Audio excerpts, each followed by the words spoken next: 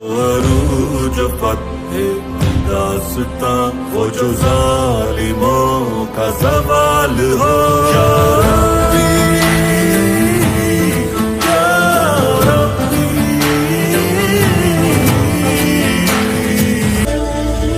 वहाँ कौन है? अगर तुम मुझे सुन सकते हो तो आवाज दो। मैं यहां हूं।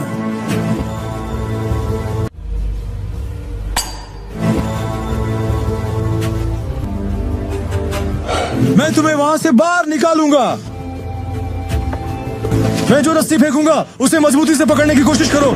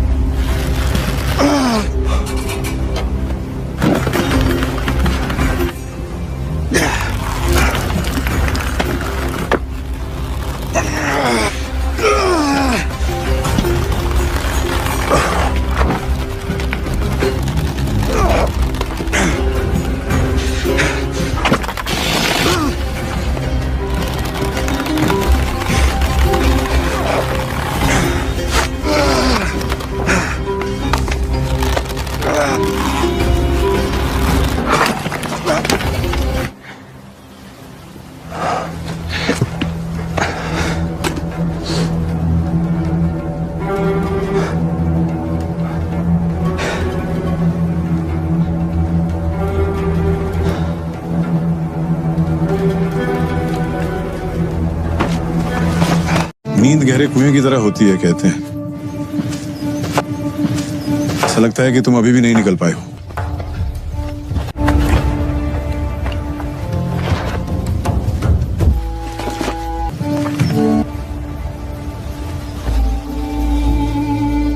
काला पिंजरा बीज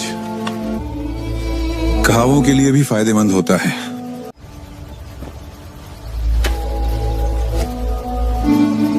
तुम कौन हो? ये सवाल मुझे तुमसे पूछना चाहिए ऐसा लगता है। यात्री हूं मैं, अजनबी हूं यहाँ। जंगल की गहराई में जड़ी बूटियों को पहचानने वाला एक अजनबी। शक करना छोड़ो और अपने खाने पर ध्यान दो। चलो। यहाँ कैसे गिरे थे याद है तुम्हें?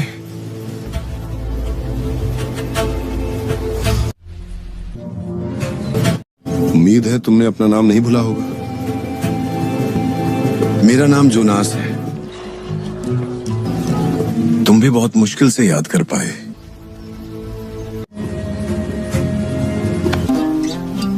यूसुफ, तुम याकूब के बेटे यूसुफ से ज्यादा भाग्यशाली हो। मैं कोई गुलाम व्यापारी नहीं हूं।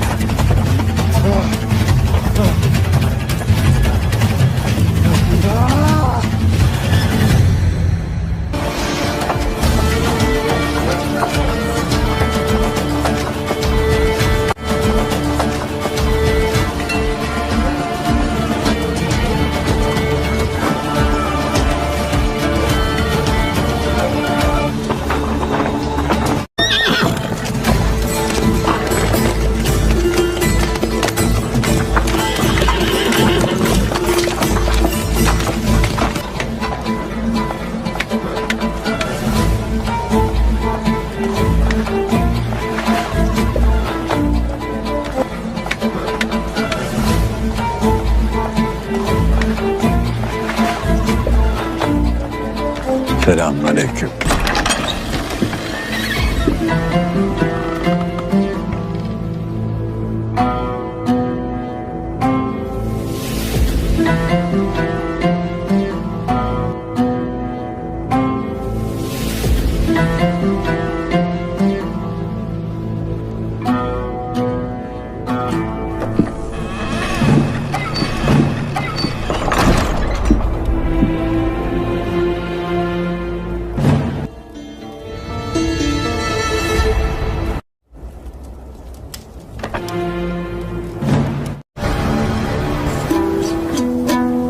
तनहा नहीं छोड़ेंगे।